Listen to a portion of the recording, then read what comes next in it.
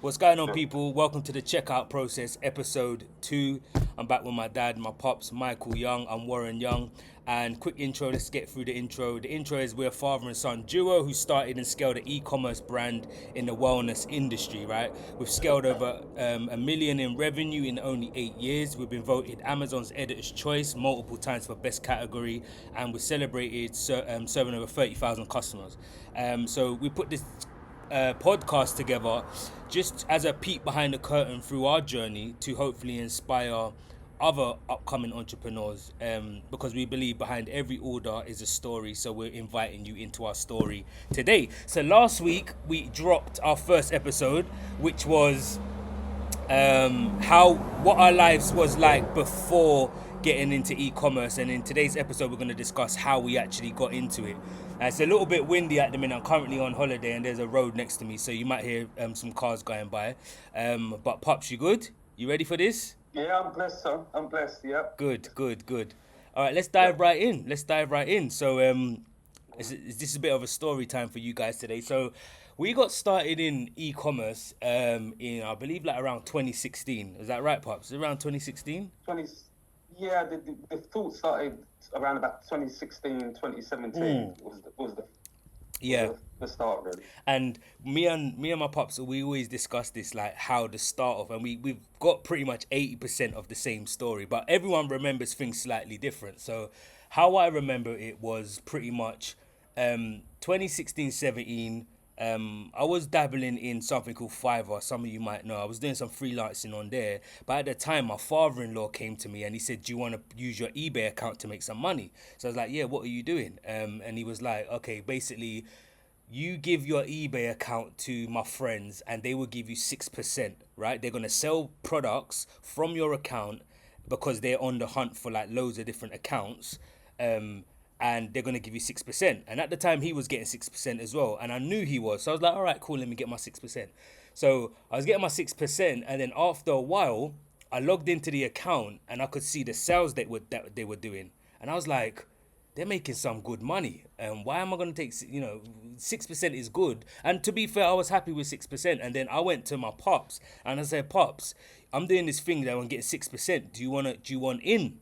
And the way I remember it, Pops, you was like, no, not really. And then I was like, okay, cool, no problem. Well, I kind of want to get into selling these products as well, anyway. But so maybe there's something else later on. And you was like, see, that I'd be interested in. Well, it's like your brain went off. He's like, that was it. That was it. 'Cause, I mean, it was a case of, well, I said to you, well, what are they selling? Yeah. And you told me what they were selling. And I think we had a quick overview of the eBay account. We looked at the products that we're doing. And I said, well, for 6%, I said, well, surely this is something we can do for ourselves. So I didn't want to hand over my eBay account because we're affiliates, aren't we? Yeah. And I said, well, I don't really want... So we started looking into the possibility of us doing it. And then I think what really did it is when we started looking at... Start getting our idea of what Sam, your father-in-law, was making. Yeah. And I think that's when the penny dropped and we said, no, this is something we can probably do for ourselves. And I think we started we then started doing some research, started looking into the type of products they were doing, the amount of products they were doing. Do you remember how many products they were doing, roughly? Because they had a whole catalogue, didn't they? Like, they had tons. They had a catalogue. They had their own... They're doing the affiliates, but also they had their own website as well. Yeah, that was it. So they had their own website, and the amount of products they had on their website. We thought, oh wow. Yeah. And I think we started looking into the research. We started doing the research of the type of products they were selling, and then we started sort of going about it that way. Yeah. And just for the note, guys, these were supplements. They were selling specifically supplements products. They had a whole catalogue of purely supplements, so it weren't home and kitchen, it weren't none of that, it was just supplements. So I think they were a range of libido products and I suppose hair products, all various types stuff of for balding men, stuff to get rid of your veins if you were veiny, just all sorts of like little novelty type of stuff that kind of just helped people fix their whatever. issues, and they Yeah, would be classed as impulsive buyers. People yeah. would look at it and think, all right, okay then. And I think the other thing as well, you know, well, I don't know what you call it, son, but I mean, I think if someone's not spending more than £20, what did you call that? That was It was an a impulse specific purchase. an impulse purchase. Yeah, So it's in products we could sell turnover quite quickly. correct. So I then Because started below looking that at £20 mark is just one note, right? They don't have to take out two notes. It's just one note, and that kind of makes people want to make an impulse purchase. So yeah. So I then started sort of looking at, well, let's start looking and doing some research, like going online, doing some research. We looked at some companies in America. Yep. Um, Yep. Started looking at some. I can't remember, can you remember the name of the company? I can't remember the name of the company now. Well, I should do off the Yeah, top it of my was head. Vox. It was Vox. Vox. It was Vox Vox Nutrition. Nutrition. Vox Nutrition. So we found Vox Nutrition in our probably, because we started meeting up. Once we had decided to, all right, you was like, yep, let's do it. And then when we started meeting up, we started going Costa Coffee. I remember I was meeting up at golf, because obviously you love golf, right? So like we would Yeah. meet up on the golf course. You would teach me how to golf, and whilst we was playing, we would just talk business as well. And like there was loads of these little meetings that we was kind of not. It wasn't formally doing. We were just meeting up No, and no. just talking shop, innit? Like Absolutely. We just swapping yeah, ideas. Do you know what I mean? yeah, And just touch base and things like, well, okay, then, well, maybe this is a product we want to do. No, it isn't. Is this yeah, a supplier that we want to yeah. use? No, it isn't. And You it know, felt and like just bouncing in front.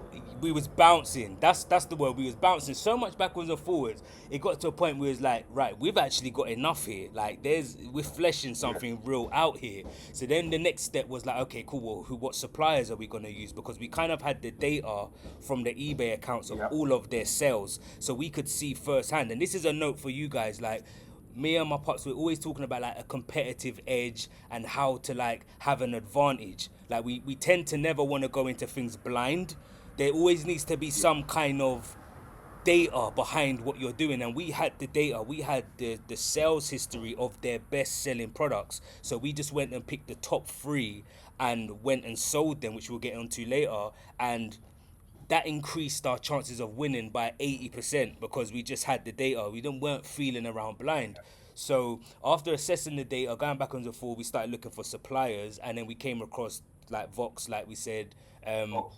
Yeah, and I think we turned our eye to Asia, like China. We weren't interested in as much there. We was more interested in like quality first. I don't know. Maybe we had an idea that it would be lower quality, which it actually isn't lower quality of Far It isn't, East. yeah.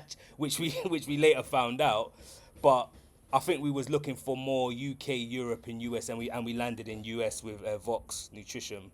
Box. Yeah. Which was probably, and that probably takes us nicely up probably to about, I think probably that would have been, so I would say it's probably early 2017 because I've still got a mouse which I'll show you guys now. I've still got the mouse, which is, you probably can't see it, but it's the first invoice. Can you Literally, I mean, can you show that out to the camera a little bit closer, Pops? Can you hide addresses if there's any addresses on there? Just careful that there's no addresses on there. Yeah.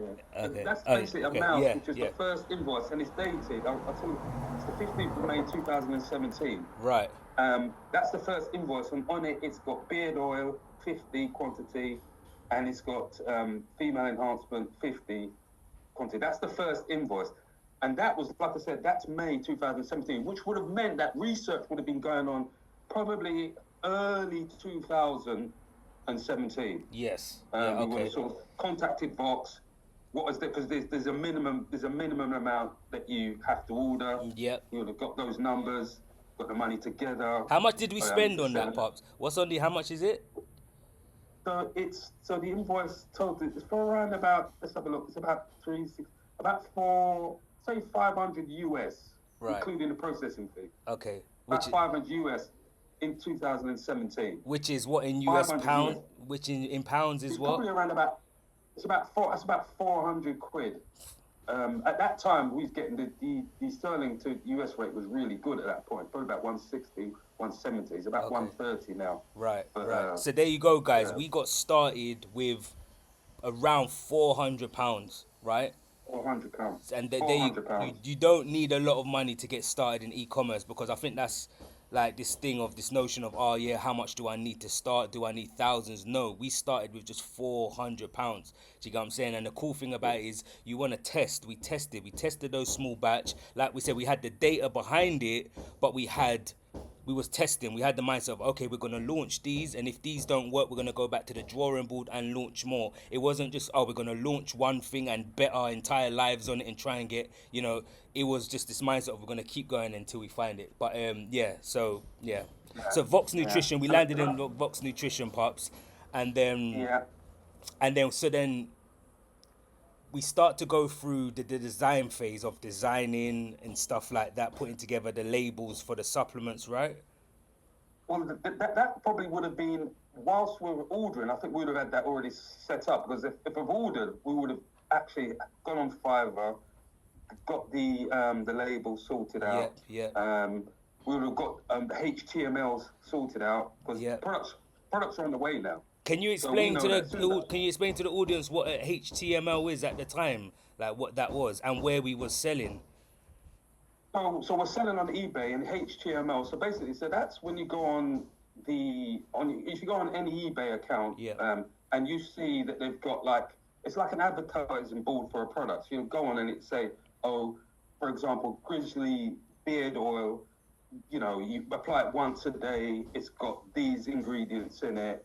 This is what it can do for you, etc., etc. So it's just a fancy display, which you'll see it on Amazon. You scroll down and you see, what that product will do for, if it's a lifestyle product. It's basically it's a walk-in selling advertisement. That's exactly what it is. It's a walk-in selling advertisement to help sell the product even more. So yeah. Yeah. So we would have had all of those bits and pieces sorted out, ready for when the product lands. So like I said, this is 2017 May. So that's the first invoice, and I'm just trying to think now, because I'm just thinking there's a bit of a gap to, and I think this is probably, and I'm kind of, because we're just going off the cuff here, just trying to remember it as because there's a gap from the May 2017 to when we actually first uploaded our first product onto eBay, which was the end of 2017. So I don't know, maybe if we did get the products in, then we did all the HTML stuff. Yep. Which took us up to, do you know what I mean? Yeah, so how I remember it, I believe we got the invoice early, because we knew which products we wanted to start with, and then we spent the next 4 or 5 months just sorting out everything else, the eBay accounts, the HTMLs, getting the labels ready. Cause I don't think we ordered straight away. I think we got the invoice, Probably. and then we because the invoice we were just sitting on as a order, pro forma, exactly. Yeah. So it's a pro forma. and then we done all of the little bits and pieces, the housekeeping as you like to call it, getting our affairs in order, and then we must have launched around the December, right? That was the launch date. Yeah, that's when we went live. I remember that vividly. Me as well. We went live at the end of 2017. It was beginning of 2018. It was. I remember it was like a December, because I had the Christmas tree up. So it was in the month of December. We was getting ready for Christmas. We launched on like a Sunday or something on eBay, and I don't know about you, Pots, but I was expecting maybe a couple weeks before we get our first sale. But then well, gone. Well, I was going to say, because I've got the original spreadsheet, so I can tell. Oh, there's data, guys. There's data. We've got the data. So I mean, like I said, so we first started in December 2017, right? And not only that, I'm looking at it. We've got about 6 eBay accounts, right, that we actually use. So for the viewers as well, what we did, we got our friends, families, wives eBay accounts, used those accounts as affiliates, and we uploaded the products to those accounts, didn't we? Yes, we did. So we got about 4 or 5. So we did exactly what your I suppose what's the word? Your mentor. Yeah. For want of a better word. Yeah, your that's what they mentor, were yeah, doing. what We you were was doing. following their business model to a T. They had multiple accounts, 40, 50 accounts. Yeah. We didn't have that many because we was only starting out, but we was following the thing again, following the data, and we was like, okay, cool. If we get loads of different eBay accounts and get these affiliates to work with us, we give them 6%. Actually, I think we improved it. We might have been more generous, gave them 7%. I can't remember. We gave a little. Yeah. Well, I Um, think it was a bit more. yeah, it's a bit more. But yeah, But we started but just we've got working. Yeah? yeah, we've got about six. So we've got about six accounts. So we start with Six. about six accounts, and in the first month, right? So in the first month, what we do, right? We do 20 sales, son, Wow. which sounds crazy. Sounds crazy. That sounds crazy. In about 4 weeks, from the point of listing in December 2017 to about January, probably 4 week period I'm looking at here, we do 20 sales. We sell, funny enough, I'm looking at you do 13 sales, I do 4, and Uncle David did 3. Right. So that's the 20. The total revenue was £274.10, which for us that was like that whoop-de-doo moment. We was, I remember, Pops, we was buzzing. We was buzzing, and there's two takeaways from that. First of all, I want you guys to realize the reason why we was opting for having multiple accounts instead of just one is because it just allows more mass coverage of the market, so we can show up in more places than one. So instead of having one listing when a customer goes on eBay, they're seeing this listing, this listing, and then this listing. So we're appearing in the search results 6 or 7 times as opposed to just one the same product of the same product. Yeah.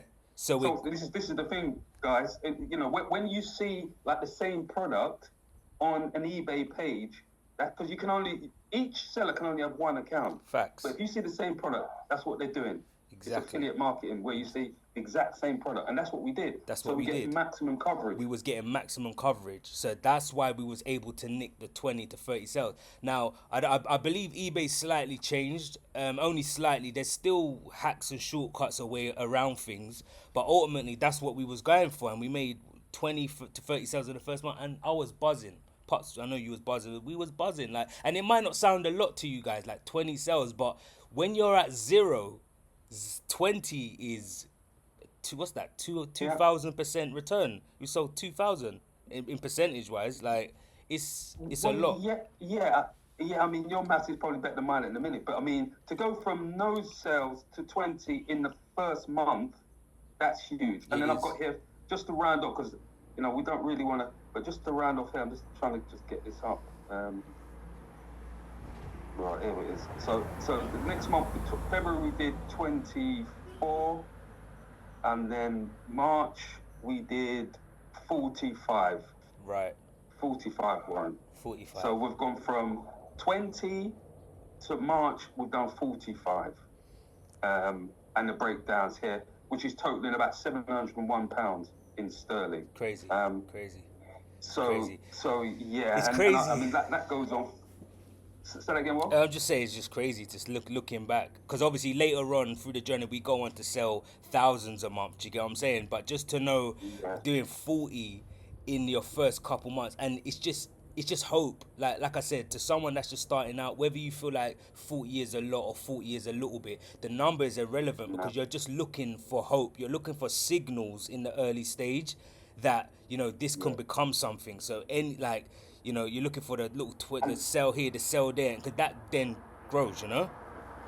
That's it. That's what it represents. It represents, I mean, the numbers, like you said, they are, at the risk of repeating, but it's literally, it just says, oh my God, this works. Yes, this works. That's all it says. Yes. That's all you say. The signs are saying, this works. So you can apply that to anything. Yes. You know, but I know, like, I don't want to rabble on because time's of the essence, innit? But time is of the essence. But like you said, Pops, but that's it, son. I mean, I think that's it. It just says this works, and that's all you need. Those early shoots. Yeah.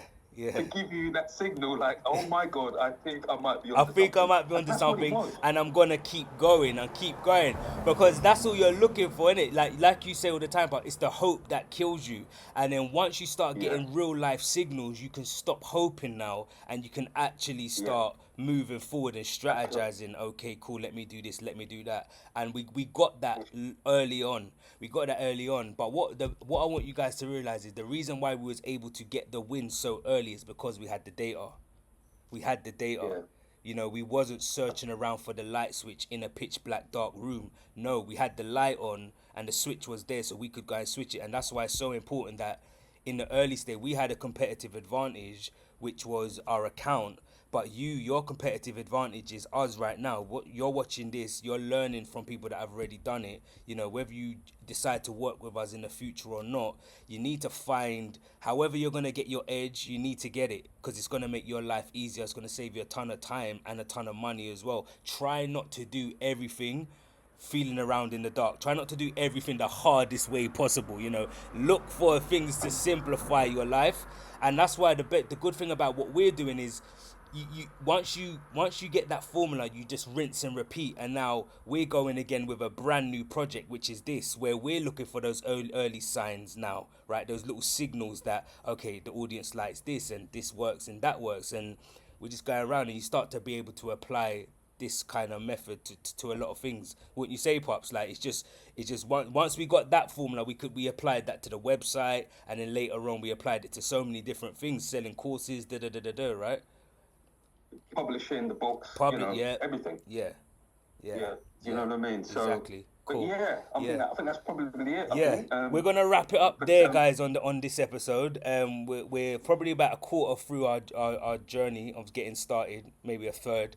The next episode 3, we're gonna finish and talk about how we started to expand from eBay onto Amazon, because Amazon started blowing up around that time, introducing the FBA stuff, all of the magic that comes with Amazon, and then how we actually transitioned from coming off joining Amazon with our own website as well, and how we scaled that as well. So guys, thank you for joining this episode. Keep locking in. Make sure you hit the subscribe button.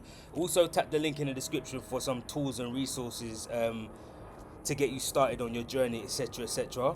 And that's it. Any last words, Pops? No, that's it. See you on the next one. See you in the next one, guys. Peace.